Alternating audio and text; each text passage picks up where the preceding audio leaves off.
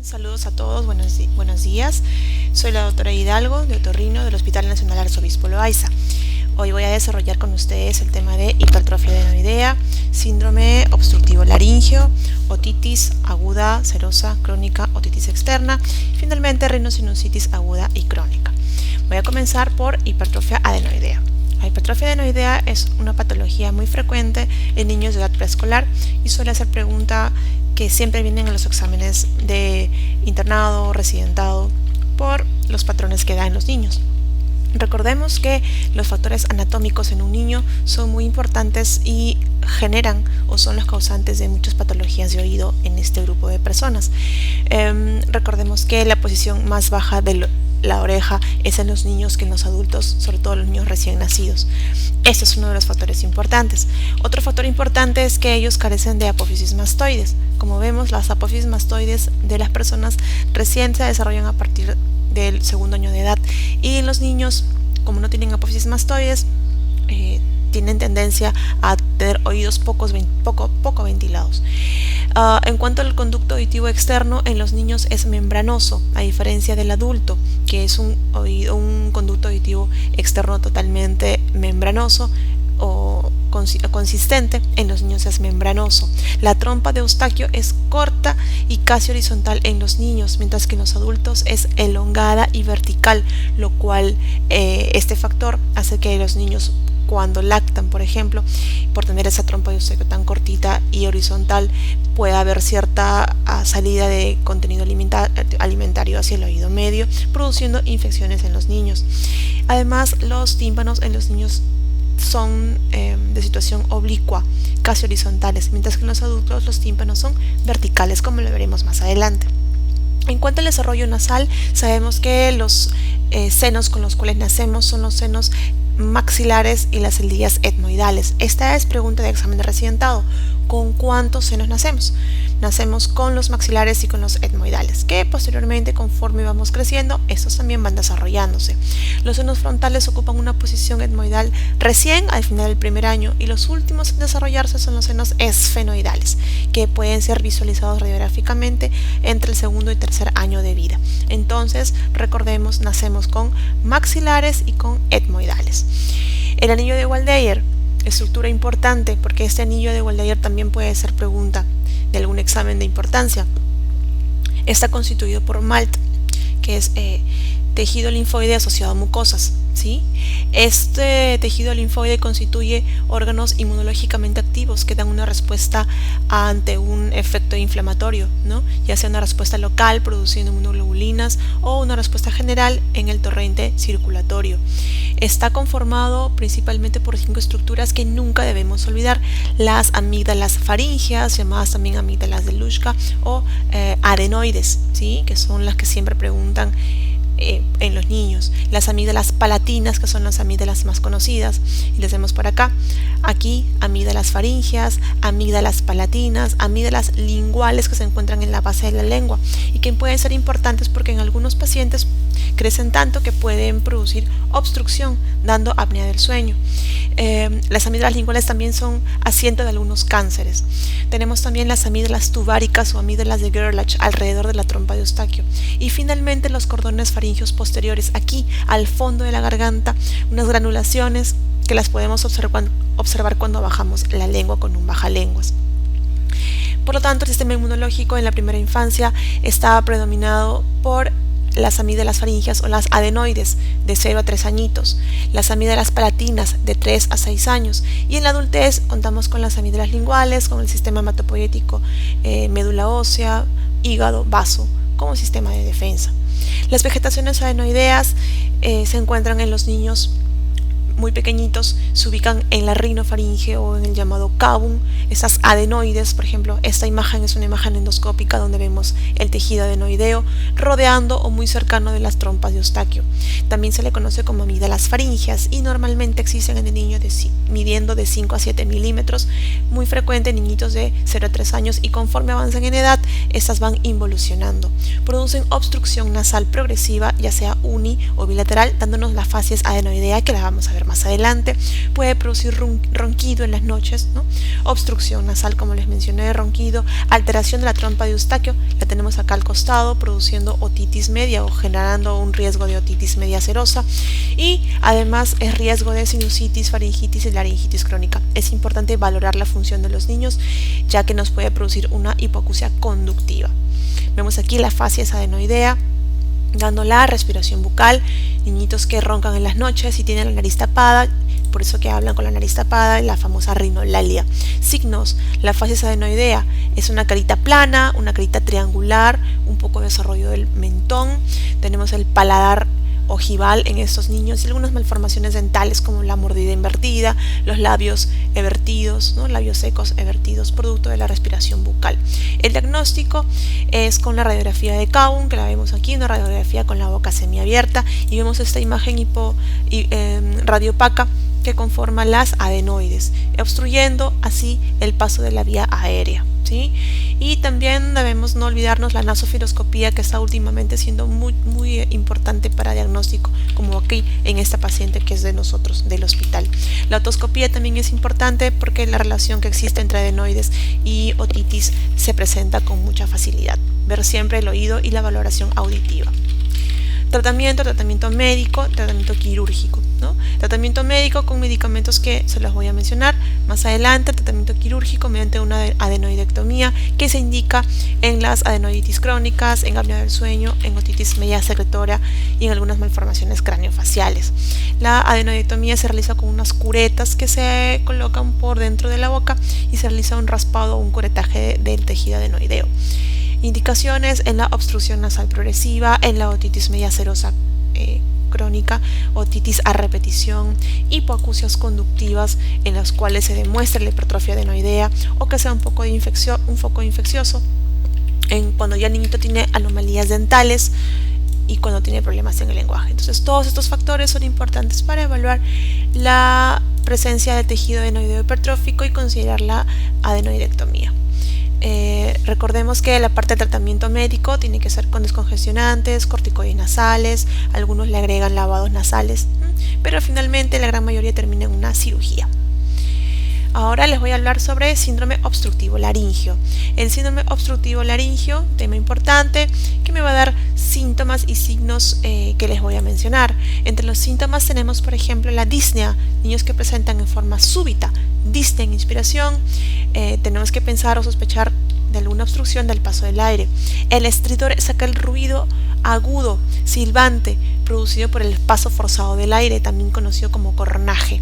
¿Sí?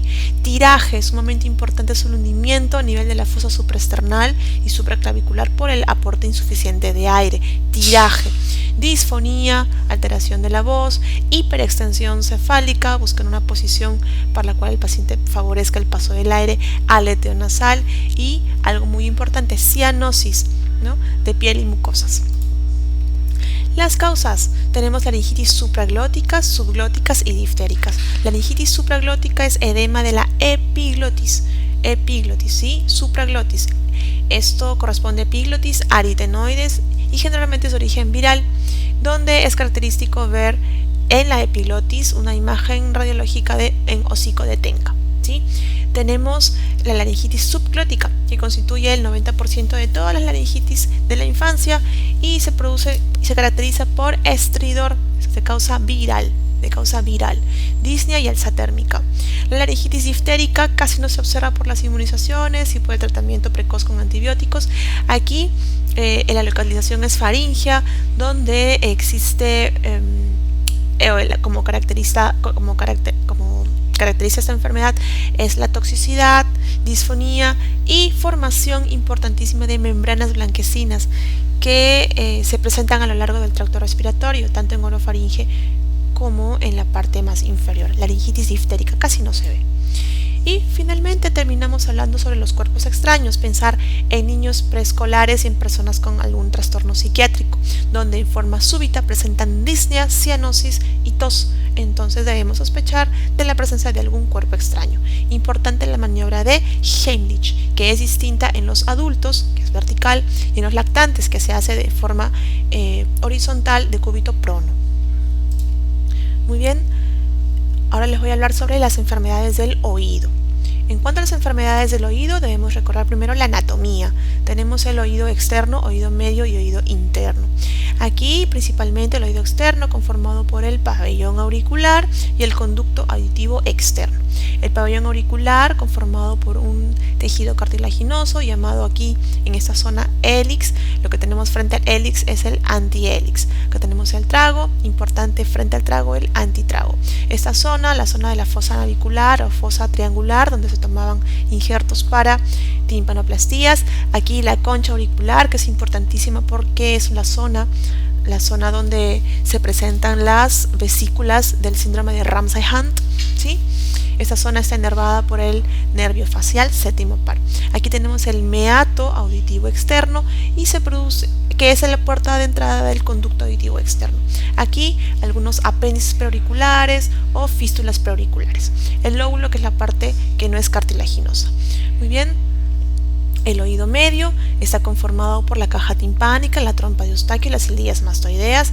Aquí tímpano, que tiene los tres orígenes embrionarios, martillo, yunque y estribo, a manera de un pistón, vibran en conjunto con el movimiento del tímpano, que el estribo termina anclándose a esta ventana que tiene la forma oval, llamada ventana oval. Más abajo por aquí tendremos la ventana redonda, que vendría a ser como un tímpano pero en pequeñito, que está unido al caracol. El caracol, su porción más anterior, la porción coclear, que tiene que ver con la audición, y termina con el nervio coclear. Y la porción vestibular con los canales semicirculares superior, posterior y horizontal, que nos da el nervio vestibular. Ambas porciones me dan el nervio vestíbulo coclear. Muy bien, en cuanto a la otoscopía, debo decirles que la otoscopía se realiza con el otoscopio, ¿sí? Mediante la otoscopía yo voy a poder observar una imagen magnificada y también iluminada, ¿no? La membrana timpánica tiene unas partes que se pueden visualizar con la otoscopía, como por ejemplo aquí vemos el annulus, es el ligamento fibrótico que une el conducto con el tímpano, ¿sí? Vemos aquí el mango del martillo, el umbo u ombligo. Tenemos también importante luego del martillo esta unión con el yunque y finalmente con el estribo. Esta parte tan importante que es el triángulo luminoso, que nos va a dar siempre la ubicación y qué lado del tímpano estamos viendo. Recordemos que el triángulo luminoso se encuentra en el cuadrante antero inferior. Entonces, si está en el cuadrante antero inferior, este sería un tímpano derecho, ¿sí? Nuevamente vemos aquí el annulus, el ombligo, el mango del martillo, el yunque, el estribo y el triángulo luminoso, que nos da siempre la posición antero. Es antero inferior, por lo tanto nuevamente este es un tímpano derecho. Otitis externas. Las otitis externas pueden ser bacterianas y no bacterianas, pero siempre las otitis externas bacterianas asociadas a piscina, playa, donde hay agua, ¿cierto? Tenemos las otitis no bacterianas generadas por hongos. En todas las otitis vemos otodinia más en las otitis bacterianas, prurito predomina más en las otitis micóticas, hipoacusia, otorrea en todas ellas, ¿no? Vemos aquí la hipoacusia sería una hipoacusia conductiva, porque no permite el paso del aire y se produce porque hay edema y secreción a nivel del conducto auditivo externo. Muy bien. En cuanto a las causas bacterianas, tenemos la circunscrita, la difusa y la maligna. La otitis externa circunscrita es aquella infección localizada solo de un folículo piloso, generalmente asociada al estafilococo aureus. Aquí el paciente presenta dolor al movilizar el pabellón, es muy frecuente. Tenemos la otitis externa difusa, generada por la pseudomonas aeruginosa, donde la otalgia es intensa, hay otorrea, serosa, purulenta, asociada siempre a la piscina o a la playa. Los pacientes tienen también hipoacusia. Tratamiento en ambos casos, gotas antibióticas, limpiezas, aspiraciones, ¿cierto? No limpieza con agua, sino aspiraciones. Y en algunos casos, cuando por ejemplo el conducto está muy cerrado, podríamos agregarle antibióticos sistémicos, o sea, antibióticos vía oral. Tenemos la otitis externa maligna, típico en pacientes inmunodeprimidos, en pacientes diabéticos, pacientes oncológicos, ¿no? Generalmente de edad avanzada, ocasionado por la pseudomonas aeruginosa. Aquí hay una rápida afectación del conducto auditivo externo, del pabellón auricular y sobre todo de partes blandas adyacentes. Este paciente va a tener un mal pronóstico porque se genera un absceso, una osteomielitis terminando en una tromboflebitis meningitis, una alta letalidad entre 50 y 80%. O sea, de 100 pacientes, 50 a 80 fallecen. Tratamiento es antibiótico sistémico, sobre todo tratamiento quirúrgico y estabilización hemodinámica. Muy bien, aquí tenemos la otitis externa, nuevamente edema del conducto, secreción, y si vemos en una otoscopía, eritema, secreción amarillenta verdosa. Ahora vamos a las otitis micóticas. Aquí aparecen generalmente secundarias a la sobreinfección de un cuadro bacteriano que ha sido tratado con antibióticos tópicos en exceso previamente, es decir, el uso indiscriminado de gotas antibióticas tópicas producen hongos en los oídos y nos dan exudado purulento y costras negruzcas. El germen más frecuente, Aspergillus niger, nos va a dar un exudado negruzco, y también encontramos a la cándida con un exudado algodonoso. En ambos predomina el prurito y la otorrea. El diagnóstico es clínico y el tratamiento es la limpieza, las aspiraciones y algún antimicótico tópico para poder mejorarlo. Tenemos las otitis virales, ocasionado por el herpes zóster. El herpes zóster felizmente es menos frecuente que el herpes labial. El herpes zóster vive en el ganglio que es parte del nervio facial llamado ganglio geniculado, ¿sí? Donde algún proceso de inmunodepresión genera que aparezcan esas lesiones vesiculosas. Son vesículas que aparecen a nivel de la concha auricular, vesículas umbilicadas, ¿no? Que generan al principio prurito y después son coalescentes y son luego dolorosas. Y siempre se asocian a parálisis facial. Podrían darnos síntomas auditivos, podría darnos vértigo también, ¿sí? Tratamiento aciclovir, 800 miligramos 5 veces por día. Tenemos otra patología, la famosa meningitis bulosa. Esta no es ni otitis externa ni otitis media, es una inflamación propiamente del tímpano, de la membrana timpánica, por eso se llama meningitis. Aquí existe otalgia intensa y vesículas hemorrágicas, es la única patología que presenta vesículas hemorrágicas, tanto en el tímpano como en algunas partes del conducto auditivo externo, pero principalmente en la capa externa del tímpano. La causa se dice que es viral, puede ser o también micoplasma, adenovirus, ¿sí? Y suele presentarse en niños de edad escolar. Tratamientos sintomáticos, analgésicos, y está contraindicado manipular o romper las vesículas. Clasificación de las otitis medias, ya he mencionado, meningitis, la acabo de mencionar. Tenemos la otitis media secretora, la otitis media supurativa aguda, otitis media aguda y otitis media crónica, ¿sí? La otitis media serosa o secretora o con efusión es aquella otitis que se produce por obstrucción de la trompa de Eustaquio, ya sea de causa alérgica, hipertrofia de adenoides, paladar hendido o alguna deficiencia inmune, ¿sí? Si la trompa de Eustaquio no está funcionando bien, eso genera que se acumulen secreciones a nivel del oído medio. Sí, eso generalmente ocurre en los niños, pero si tenemos un paciente adulto que tiene otitis media serosa unilateral, siempre sospechemos de tumores o cáncer de nasofaringe que esté obstruyendo la trompa de Eustaquio. En cuanto a los síntomas, vemos que el síntoma sería la hipoacusia, es el síntoma más común, hipoacusia conductiva, además sensación de presión en el oído, ¿no? Otalgia leve y algunos sonidos durante la deglución. Tenemos como signos un tímpano retraído, congestivo, donde vemos existe una congestión de los vasos, una hipervascularización, un color ámbar, burbujas, inclusive nivel hidroaéreo. El diagnóstico es la audiometría, donde encontraremos una hipoacusia conductiva. La timpanometría es la más precisa, vamos a encontrar una compliance baja, es decir, que la compliance debe ser como un triángulo. Aquí debemos encontrar curvas planas y la otoscopia neumática es el diagnóstico más adecuado. Vemos aquí un tímpano lleno de secreciones, burbujas, inclusive nivel hidroaéreo. Y aquí lo mismo, con un tímpano nacarado, engrosado, hipervascularizado, inclusive abombado, ¿sí? Eso es una otitis media serosa. Entonces el tratamiento es ir a la causa De acuerdo al caso, podemos darle vasoconstrictores nasales, antihistamínicos en algunos casos, antibióticos y generar o ver la posibilidad de mejorar la alergia y las inmunizaciones. Esto puede también ser parte o puede tener parte en tratamiento la cirugía, que es la colocación de tubos de ventilación. Se dice que 66% de las bacterias que se obtienen de los líquidos son positivos a cultivos de bacterias.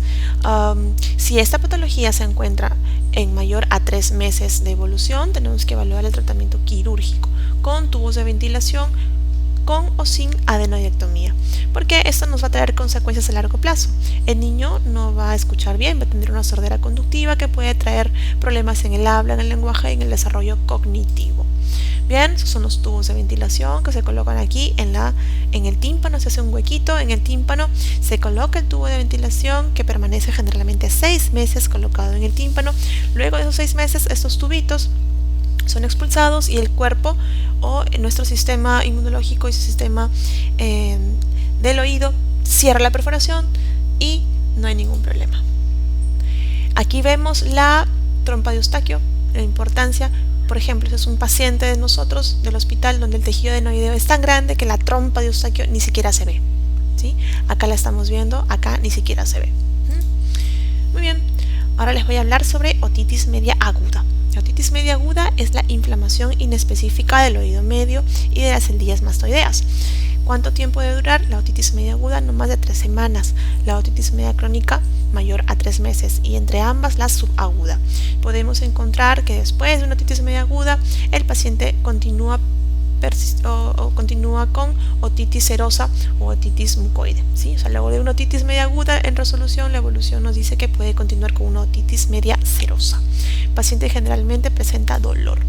Factores de riesgo: tenemos el sexo masculino, el antecedente de otitis de un hermano, la aparición precoz de la infección, mientras el niñito sea más pequeñito y lo tenga, es un factor de riesgo para tener o sufrir de infecciones de oído, no haber sido amamantados, ir a guarderías por un tema de contagios y resfríos generalmente, exposición al humo de la casa, que nos da rinitis alérgica y sobre todo la hipertrofia de adenoides como factor de riesgo importante. En cuanto a los gérmenes, no debemos nunca olvidar el orden de estos gérmenes que persiste tanto para otitis, para sinusitis, y el orden es el siguiente: Streptococcus pneumoniae a la cabeza, Haemophilus y la Moraxella catarrhalis, ¿sí? Son los 3 gérmenes que siempre predominan en los cultivos de oído medio en los niños con otitis media aguda. Y vemos cómo es la fisiopatología. Es un oído normal, un oído medio ventilado, permeable, mientras que un oído medio con alguna alteración a nivel de la trompa de Eustaquio, vemos que acá hay un bloqueo, un cierre, un trasudado que puede luego convertirse en un exudado. Otitis media aguda. Si es que esto se perfora, vamos a tener una otitis media aguda perforada. El diagnóstico: los antecedentes de importancia generalmente, estos niñitos presentan una infección respiratoria alta días previos a la patología. El examen físico lo tenemos con la otoscopía.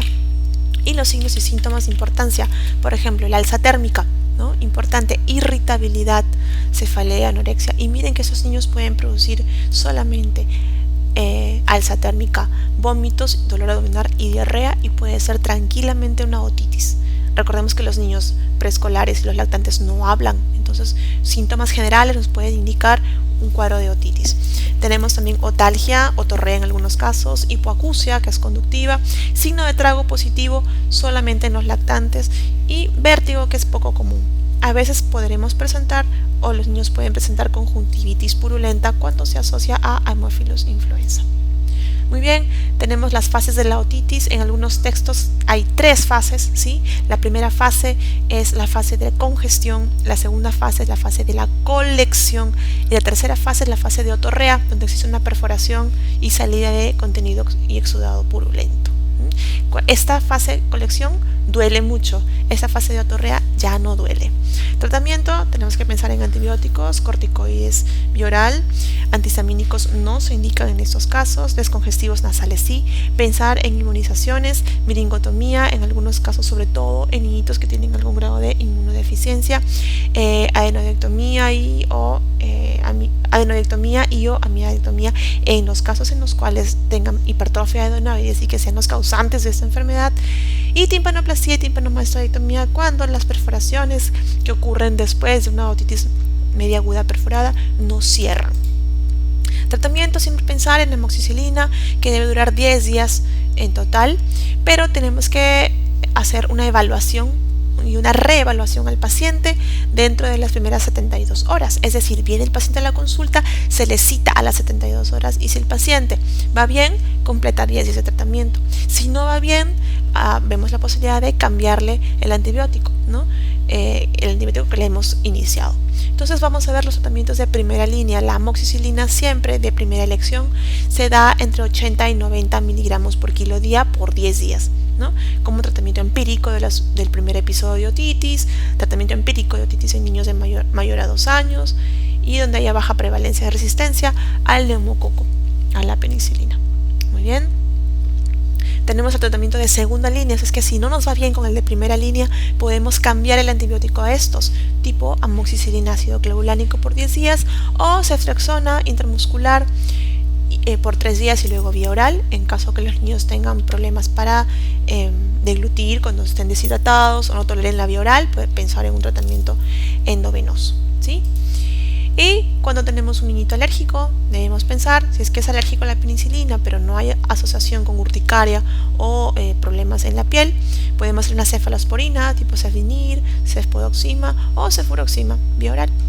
En los casos de los niños que tienen ya reacción tipo 1 de hipersensibilidad en la piel, podemos pensar en darle un macrólido tipo claritromicina, tipo acitromicina u otros, ¿no?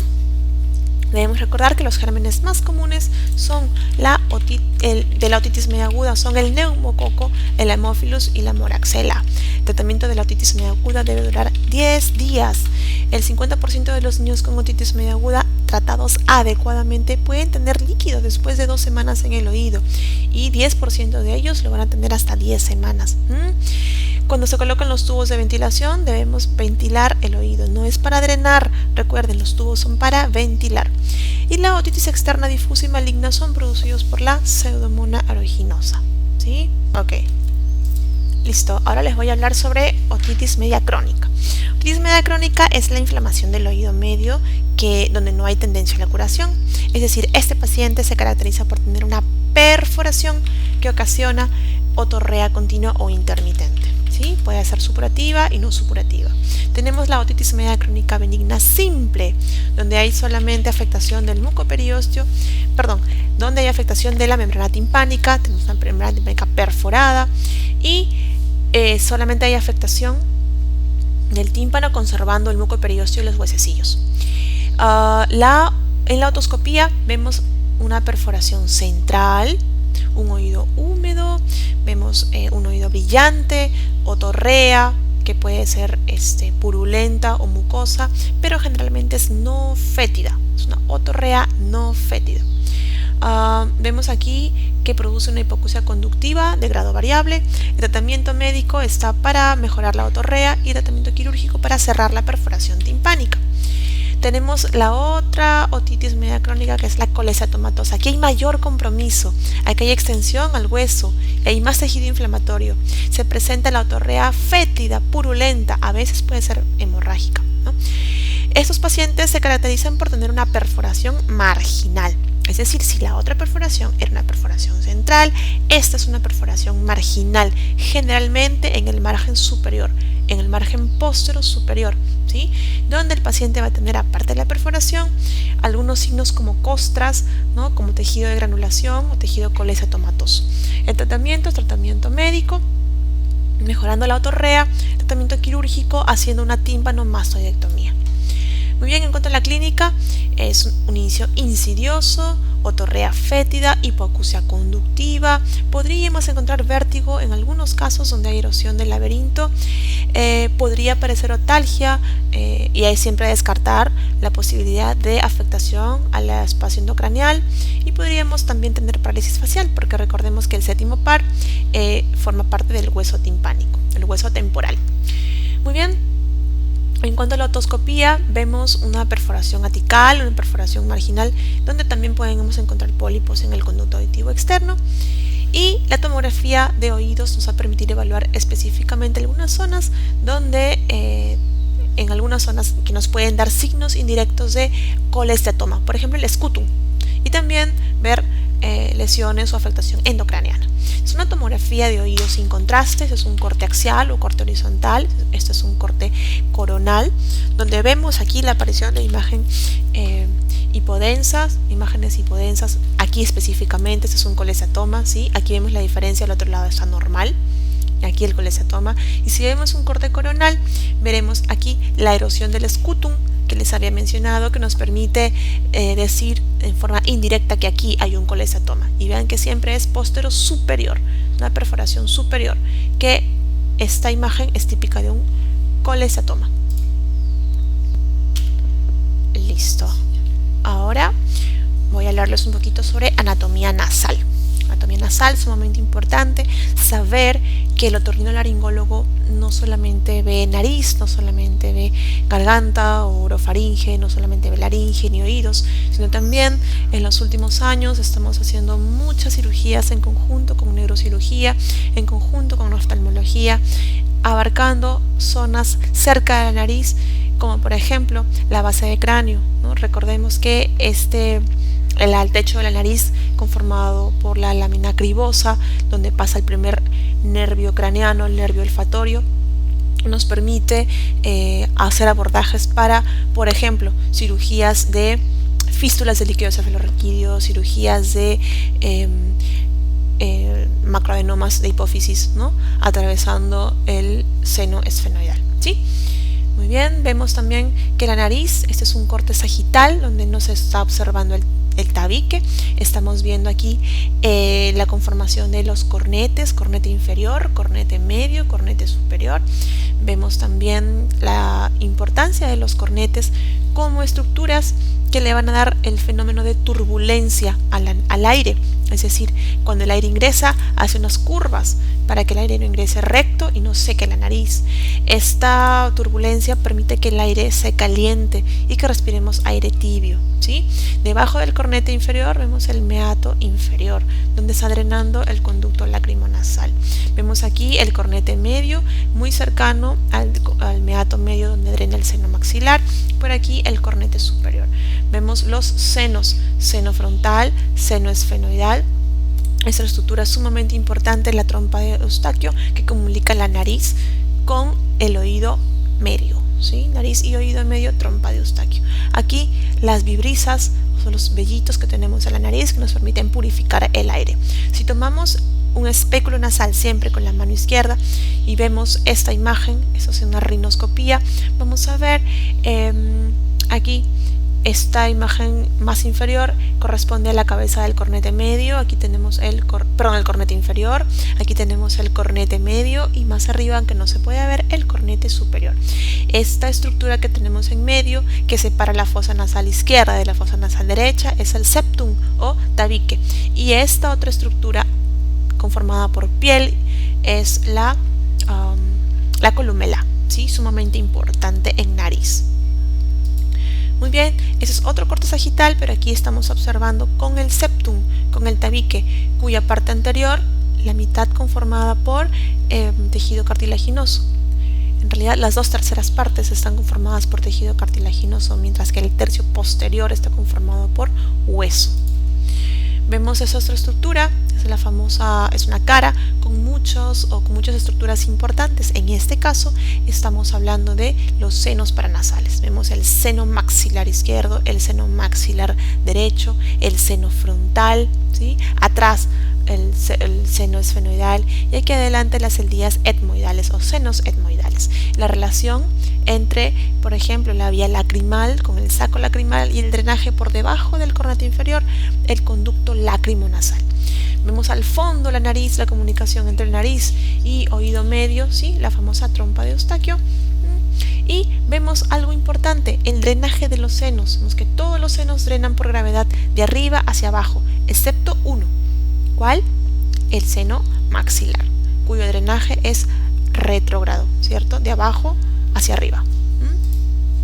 Muy bien, los senos no son más que expansiones de las cavidades de la cavidad nasal dentro de los huesos de la cara y de la cabeza. Estos senos paranasales nos van a dar una función importante. Aparte de producir moco, ¿sí?, tienen la función de hacer que la cabeza pese menos y también otra función de protección. Los senos, por ejemplo, el seno frontal protege la bóveda craneana, ¿sí? Son senos de protección ante traumatismo o accidentes. Muy bien, tenemos los senos ya descritos. El seno frontal, que es uno de los más pequeños. Recordemos que 10% de la población mundial, solo el 10% no tiene seno frontal, así que no es raro en un hallazgo de una radiografía ver que ese paciente no tenga seno frontal. El seno maxilar es uno de los más grandes y, como les vuelvo a repetir, es el seno que más infecta, es el seno que con más frecuencia es donde se asientan muchos cánceres de senos paranasales, es el seno maxilar, ¿sí? Tenemos aldillas etmoidales anteriores y posteriores, y estas se presentan en número variable, pueden ser desde 3 hasta 100, y esto es variable e indistinto e individual entre paciente y paciente. Y finalmente el seno esfenoidal, el último en desarrollarse, y su cercanía y su relación con la silla turca, relación con el quiasma óptico, con la carótida, con el seno cavernoso, ¿sí? En cuanto al drenaje, vemos que el drenaje del meato, por el meato superior son o corresponden al seno esfenoidal y a las aldillas etmoidales posteriores. Mientras más posteriores es más superior. Vemos que el meato medio va a estar drenando al seno maxilar, al etmoidal anterior y al seno frontal.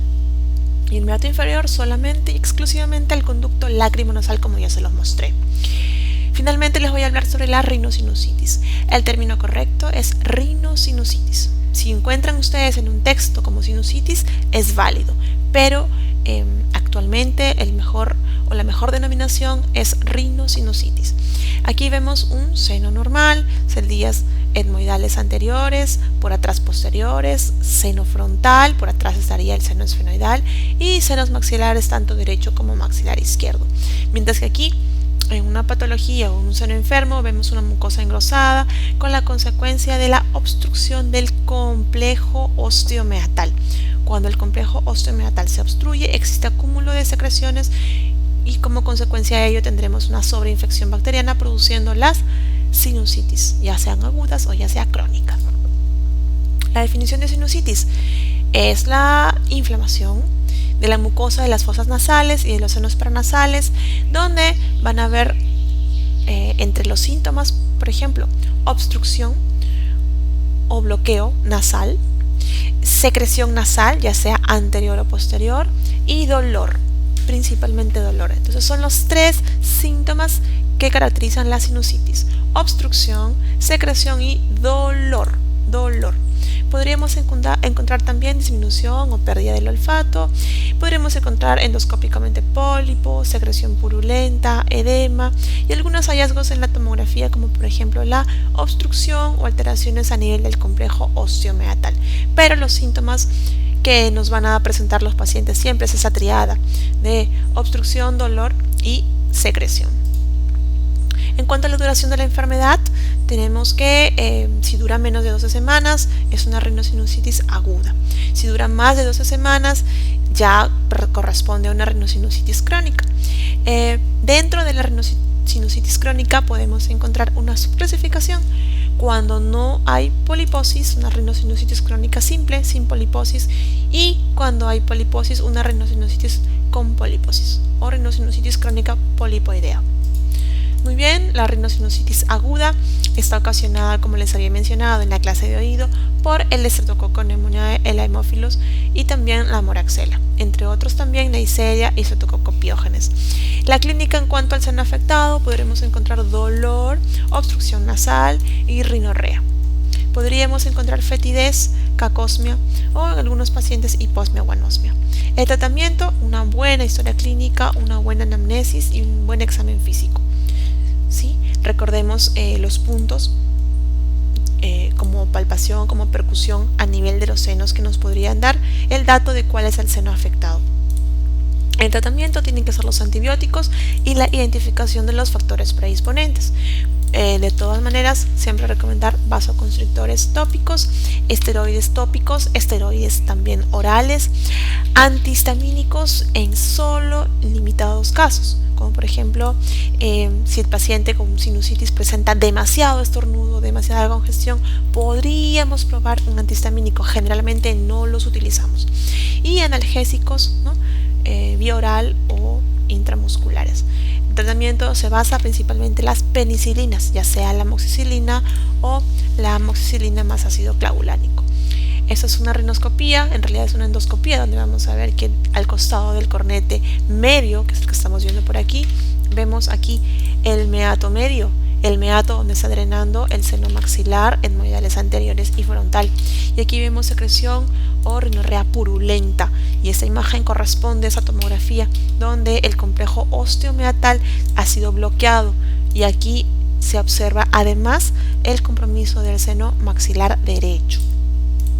Radiografías en senos paranasales o radiografías en otorrino. Hasta ahora ya no se utiliza o no suele pedirse una radiografía para poder diagnosticar una sinusitis. El diagnóstico es clínico. Sin embargo, les presento esta diapositiva porque puede ser pregunta de examen de residentado o de examen de internado en muchos casos, y tienen que recordarlas y saberlas. Aquí estamos viendo la radiografía de Kabum, que se solicita para visualizar o para evaluar las adenoides de los niños. La radiografía de Waters nos sirve para seno maxilar, Waters para seno maxilar y frontal, Caldwell para seno frontal y etmoidal, Hertz para ver los agujeros de la base de cráneo.